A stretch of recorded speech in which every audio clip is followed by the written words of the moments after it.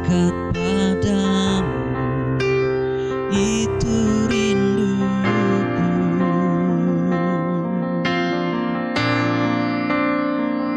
Oh, setiap kataku kau pun menunggu.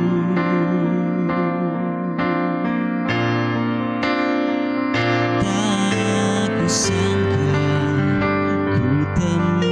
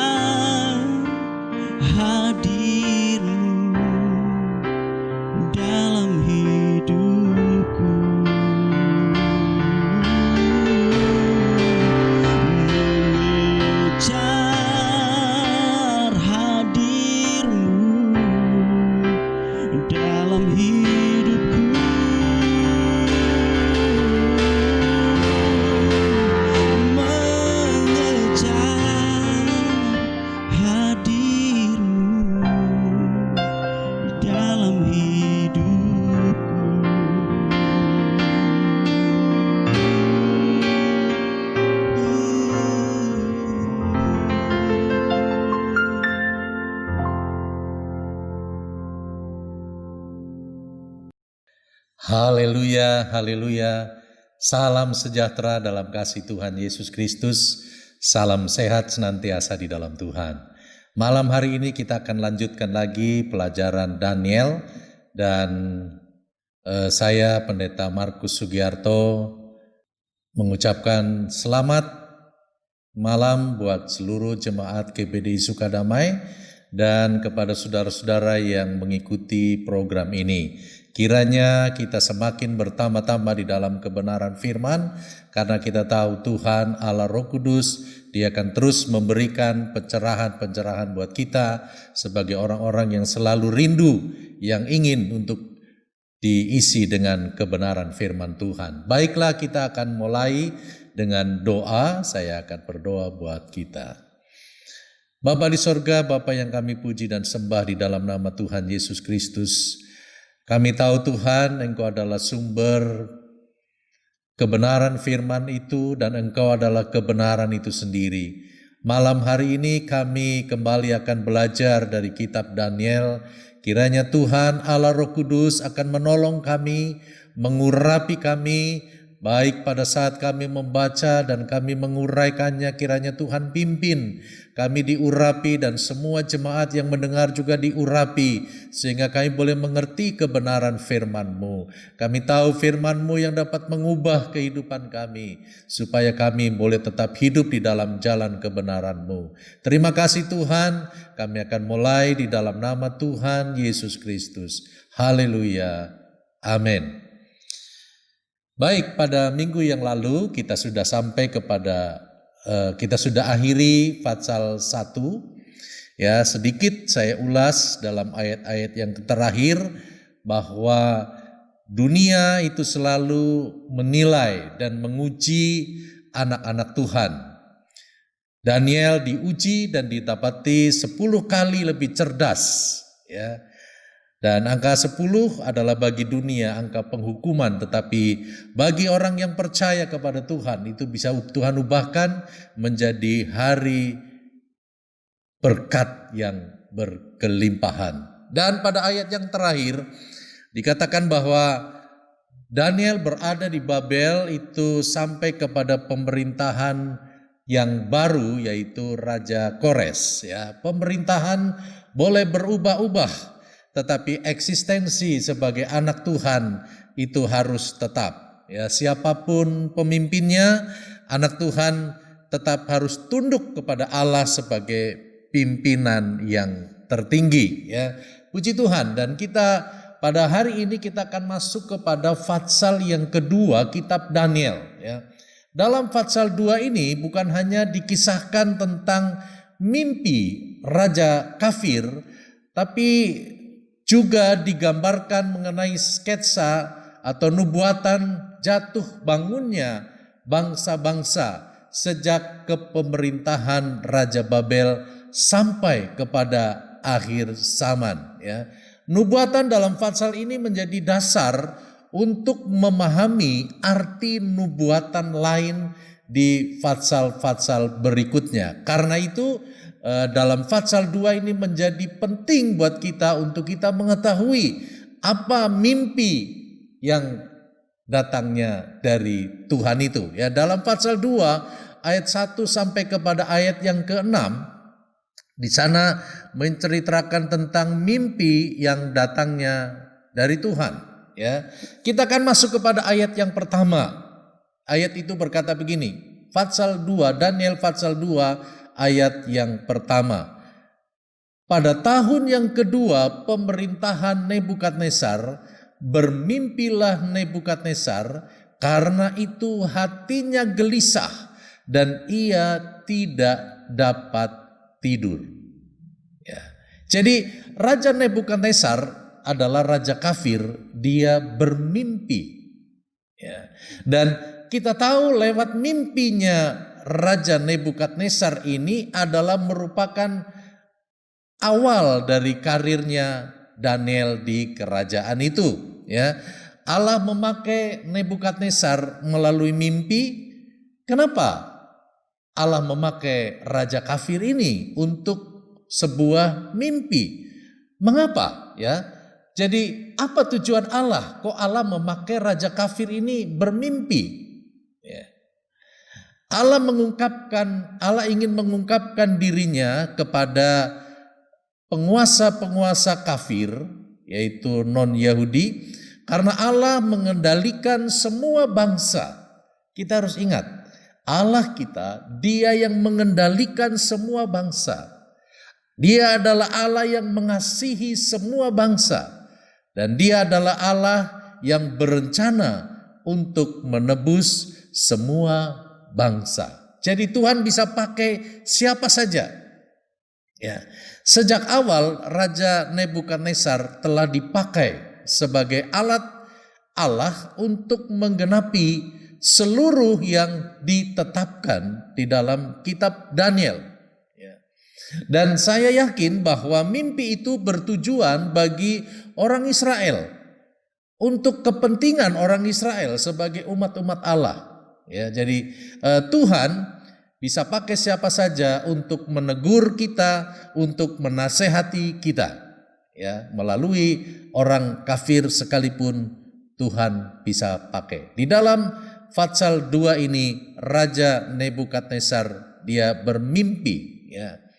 Nah, kalau kita berbicara mengenai mimpi, mimpi pada umumnya berasal dari 3 sumber. Ya, yang pertama adalah kejiwaan manusia. Ya, kalau yang pertama ini, mimpi ini tidak ada maknanya, ya, karena itu hanya daya imajinasi saja. Ya. Lalu yang kedua, ada mimpi yang datangnya dari iblis. Ya, ini mempengaruhi atau memanfaatkan imajinasi yang terbentuk dalam diri manusia. Dan biasanya mimpi yang datang dari iblis itu negatif. Ya, pasti negatif dan mengakibatkan ketakutan, dan ini juga tidak ada maknanya. Ya, mimpi yang datang dari iblis hanya menakut-nakuti saja, tetapi tidak ada maknanya. Nah, baru yang ketiga, mimpi yang datang dari Tuhan. Nah, kalau mimpi yang datang dari Tuhan, tentu ini mempunyai arti. Ya, dan biasanya melalui cara-cara yang khusus, ya. Melalui orang yang khusus yang akan dipakai oleh Tuhan. Dan biasanya ini sifatnya memberikan informasi. Ya, Tuhan ingin memberikan informasi. Tuhan pakai orang-orang khusus, ya, meletakkan berita di bawah alam sadar manusia. Ya, jadi ini bisa juga dilihat dalam bentuk imajinasi. Contoh dalam Perjanjian Baru, Yusuf. Ya, dalam Matius 1 ayat 21, ia akan melahirkan anak laki-laki dan engkau akan menamakan dia Yesus, karena dialah yang akan menyelamatkan umatnya dari dosa mereka. Ya, jadi Yusuf pun ketika dia dipakai Tuhan bermimpi, ya, bahwa dia punya tunangan Maria itu akan mengandung dan melahirkan seorang anak laki-laki, dan engkau harus menamakan dia Yesus, ya, karena dialah yang akan menyelamatkan umatnya dari dosa-dosanya. Ya, jadi Tuhan bisa bermimpi melalui kita, anak-anak Tuhan. Tuhan juga bisa bermimpi dengan melalui siapa saja yang Tuhan bisa pakai. Ya. Nah, kalau begitu kita perlu belajar, perlu kita mengerti untuk mengetahui apakah mimpi itu datang dari Tuhan. Ya. Nah, dalam kitab Daniel, dalam konteks kitab Daniel ini, itu ada beberapa catatan di sini yang membuktikan bahwa mimpi itu datang dari Tuhan. Ya.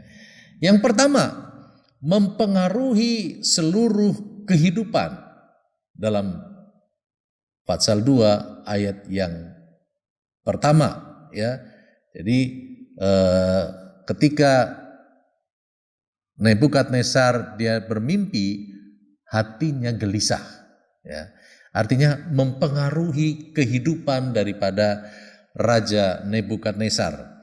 Lalu yang kedua, mempengaruhi cara bertindak, ya. Apa yang dialami oleh Raja Nebukadnezar, dia sulit tidur, ya. Dia susah tidur, dia gelisah dan dia susah tidur, ya. Lalu yang ketiga, selalu ada keinginan yang sangat kuat untuk mengetahui arti dari mimpi tersebut, ya, itu di pasal 2 ayat 2, ya. Dan yang keempat, mimpi itu akan dikukuhkan oleh orang lain, ya. Tuhan berikan mimpi itu kepada Nebukadnezar dan juga Tuhan berikan artinya kepada Daniel, ya. Artinya Tuhan pasti akan memakai orang lain yang akan mengartikan mimpi itu, ya. Jadi sehingga mimpi itu selalu diartikan sesuai dengan firman Tuhan, karena ada Daniel yang dipakai oleh Tuhan, sehingga ketika Daniel menerangkan, itu sebenarnya sedang menerangkan atau memberikan firman Tuhan kepada Raja Nebukadnezar, ya. Lalu kita masuk kepada ayat yang kedua. Ya, ayat yang kedua berkata begini, lalu raja menyuruh memanggil orang-orang berilmu, ahli jampi, ahli sihir, dan para kasdim untuk menerangkan kepadanya tentang mimpinya itu. Maka datanglah mereka dan berdiri di hadapan raja, ya. Para orang-orang berilmu, orang-orang ahli jampi, ahli sihir, dan orang kasdim, mereka berkumpul di hadapan raja, ya. Kegelisahan Raja Nebukadnezar ini, ya, merupakan reaksi spontan karena mimpi yang datangnya dari Tuhan, ya. Jadi ya, kita bisa tahu bahwa ini bukan mimpi yang sembarang mimpi, ya. Kalau orang kita bilang itu hanya kembangnya tidur, bukan. Tetapi karena mimpi ini datang dari Tuhan, maka reaksinya spontan, dia gelisah. Dan raja minta pertolongan orang lain, mencari orang yang mampu untuk mengartikan mimpi, ya. Antara lain di sana orang berilmu, ya.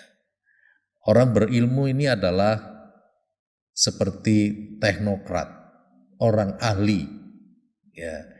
Disuruh datang orang berilmu ini, ya. Lalu ahli jampi.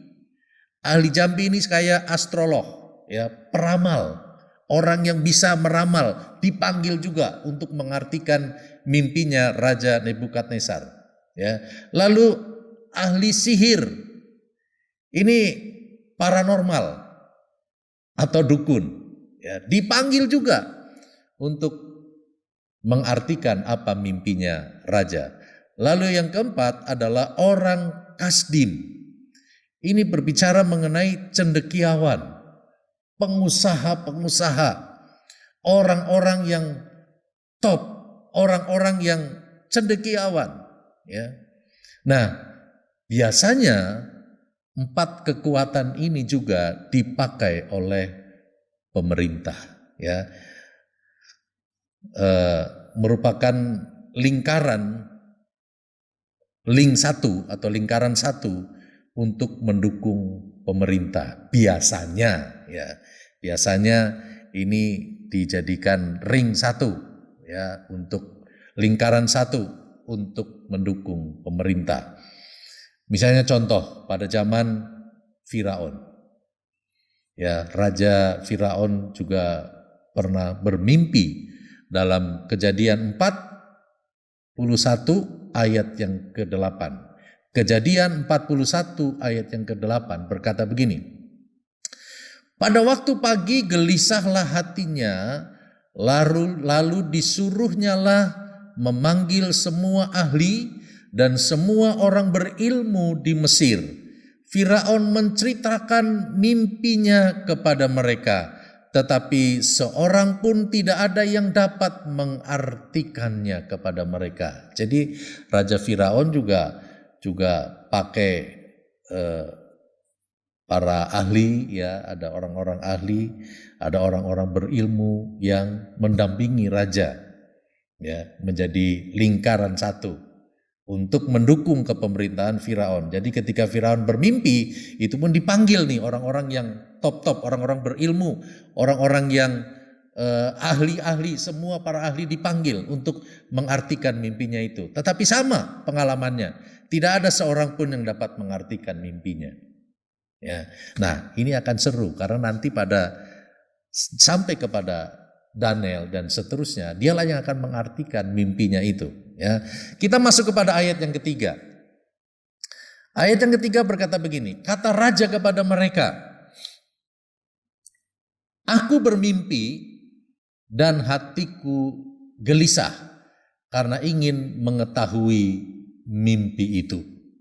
Ya. Mimpi yang dari Tuhan adalah merupakan berita ilahi. Ya, mimpi yang datang dari Tuhan. Ya. Ini diterima oleh Nebukadnezar yang sebagai orang kafir. Lalu nanti akan ditafsirkan oleh Daniel yang adalah orang percaya. Jadi kalau tidak ada orang percaya, maka mimpi itu tidak akan bermakna karena Nebukadnezar dia tidak tahu apa arti mimpi itu. Dan para ahli, para orang-orang kasdim, ahli jampi, ahli sihir sudah dipanggil juga, tidak ada yang tahu arti dari mimpi itu, ya. Melalui mimpi Allah ingin menunjukkan kepada Raja Nebukadnezar bahwa Allah itu Maha Tahu. Dan Allah yang Maha Tahu itu akan beritahukan kepada orang percaya, orang yang beriman, orang yang bergantung hidupnya kepada Tuhan. Itu yang akan diberitahukan mimpi itu. Ya. Kita akan sampai kepada ayat yang keempat. Ayat yang keempat berkata begini, lalu berkatalah para kasdim itu kepada raja dalam bahasa Aram. Ya raja, kekalah hidupmu, ceritakanlah kepada hamba-hambamu mimpi itu, maka kami akan memberitahukan maknanya. Ayat 5. Tetapi raja menjawab para kasdim itu, aku telah mengambil keputusan, yakni jika kamu tidak memberitahukan kepadaku mimpi itu dengan maknanya, maka kamu akan dipenggal-penggal dan rumahmu akan dirobohkan menjadi timbunan puing. Ayat 6. Tetapi jika kamu dapat memberitahukan mimpi itu dengan maknanya, maka kamu akan menerima hadiah, pemberian-pemberian, dan kehormatan yang besar daripadaku. Oleh sebab itu, beritahukanlah kepadaku mimpi itu dengan maknanya. Ya, di sini dalam ayat yang keempat dikatakan para kasdim. Ya, para kasdim di sini adalah semua kelompok orang bijaksana dikumpulkan, ya, untuk mendengar apa yang disampaikan, apa yang diceritakan oleh Raja Nebukadnezar. Nah, di sana dikatakan bahwa di dalam kurung dalam bahasa Aram. Ya. Nah, mengapa disampaikan dalam bahasa Aram? Ya, kita mau belajar di titik ini naskah kitab Daniel itu berubah dari bahasa Ibrani ke bahasa Aram. Kenapa dalam bahasa Aram? Di titik ini naskah kitab Daniel berubah dari bahasa Ibrani ke bahasa Aram dan akan terus sampai dengan Daniel pasal yang ke-7. Aram adalah bahasa pemerintah dan bahasa komersial dari Asyur sampai ke Kekaisaran Persia. Pada titik ini dalam naskah Daniel mulai mengutip perintah yang menakutkan dari Nebukadnezar untuk penghakiman atas orang-orang bijak Kasdim.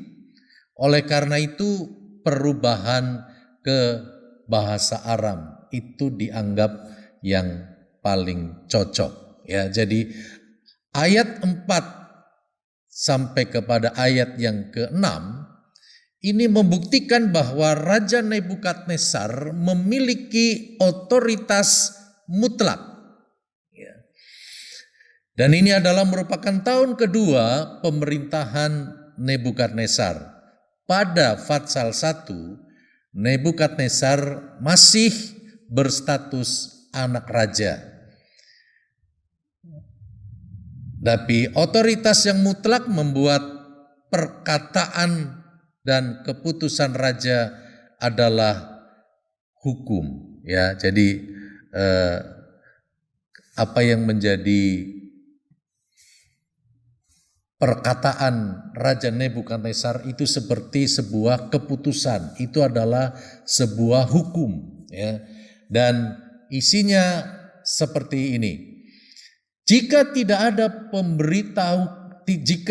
ada yang memberitahukan mimpi dengan maknanya, maka akan dipenggal-penggal dan rumahnya dirobohkan.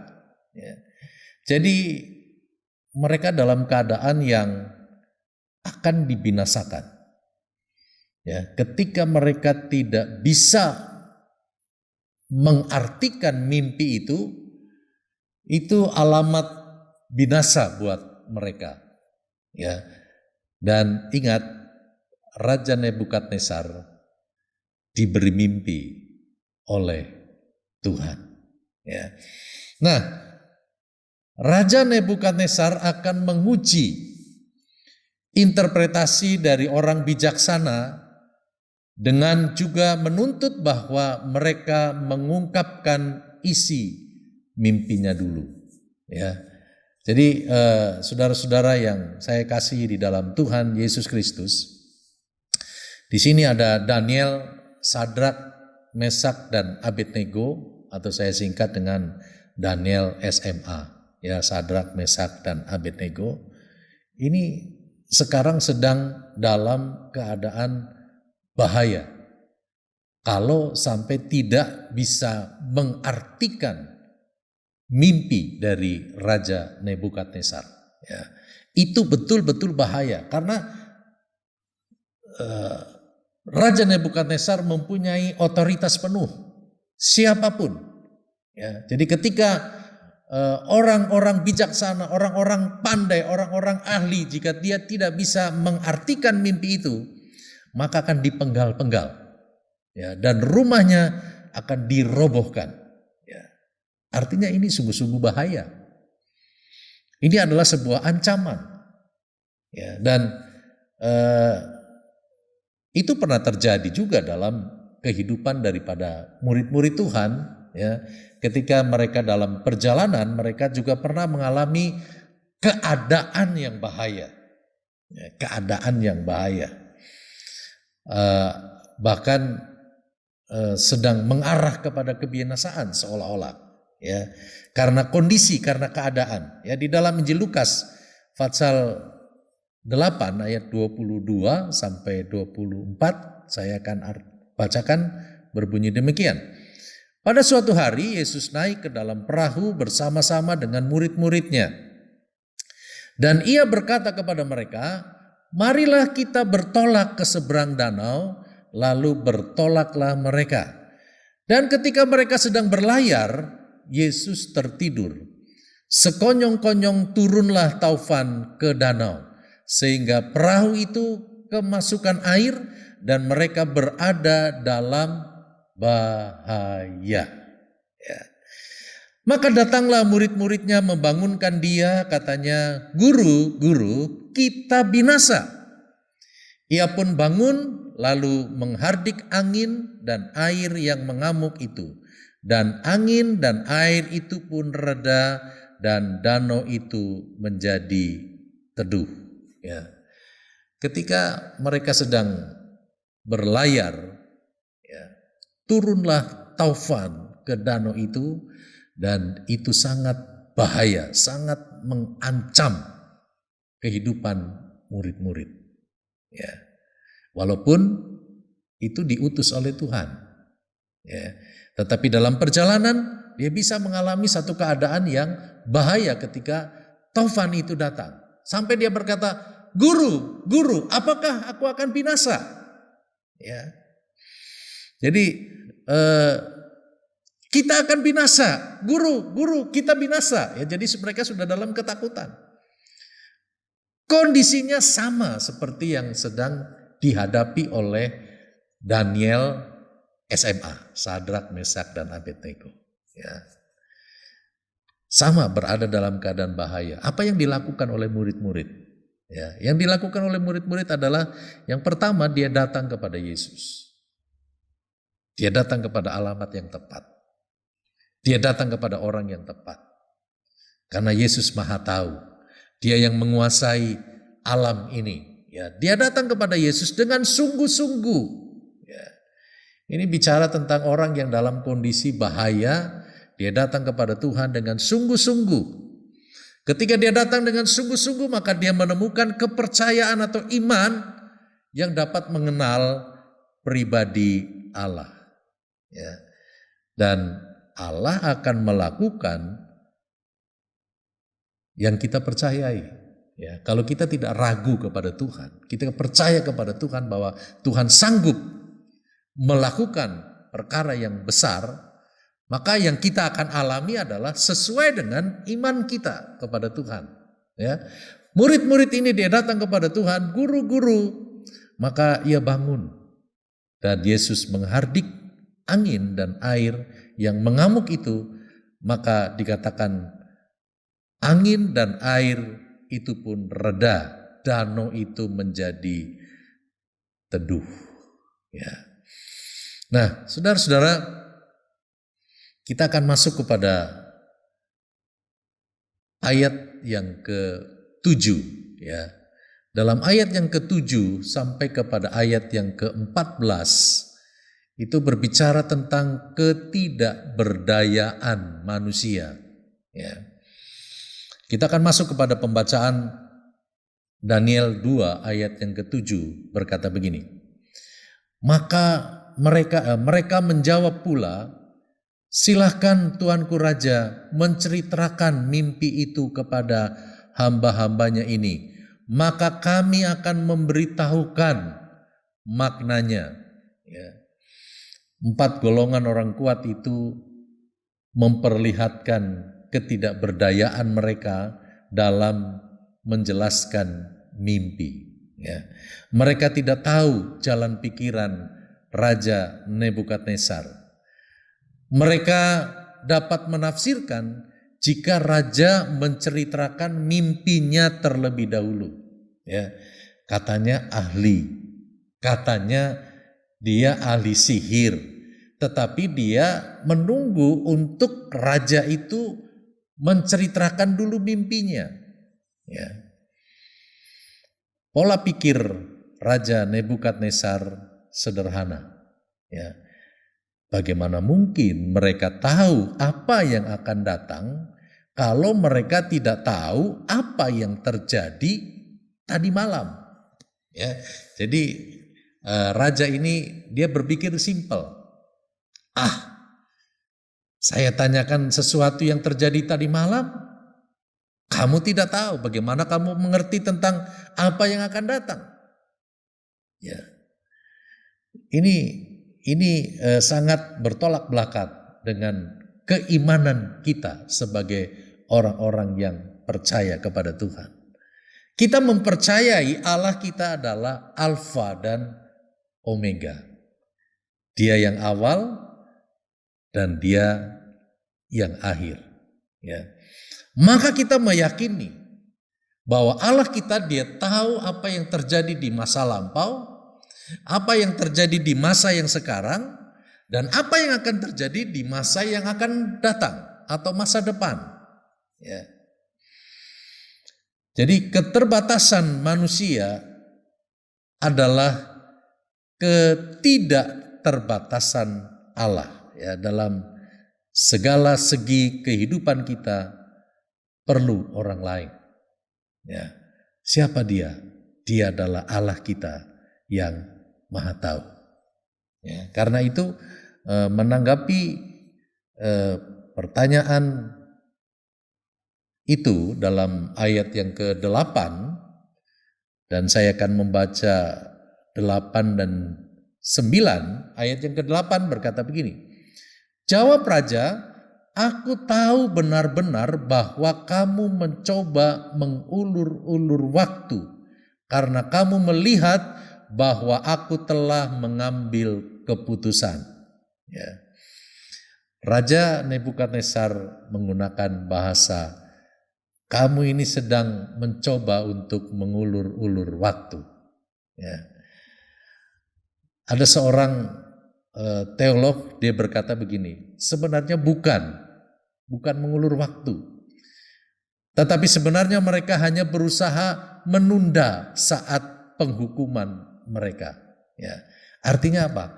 Karena sudah jelas ketika mereka tidak bisa mengartikan mimpi itu hukuman sudah menanti. Ya. Jadi ketika dia mengulur-ulur waktu, itu namanya sama dengan sedang menunda hukuman. Ya, supaya hukuman jangan datang terlalu cepat. Jadi dia ulur. Ya. Maka ayat yang ke-9 berkata begini. Yakni jika kamu tidak dapat memberitahukan kepadaku mimpi itu, maka kamu akan kena hukuman yang sama. Dan aku tahu bahwa kamu telah bermufakat untuk mengatakan kepadaku hal-hal yang bohong dan busuk sampai keadaan berubah. Oleh sebab itu ceritakanlah kepadaku mimpi itu supaya aku tahu bahwa kamu dapat memberitahukan maknanya juga kepadaku. Ya. Ayat ini menyiratkan bahwa nubuatan bahwa Nebukadnezar tidak mempercayai orang bijaksananya sendiri. Ya. Jadi ini mungkin karena interpretasi mereka telah salah di masa lalu. Ya. Atau ia melihat wawasan yang benar melalui 4 pemuda Yahudi tersebut. Ya. Nah, dalam ayat yang ke-10,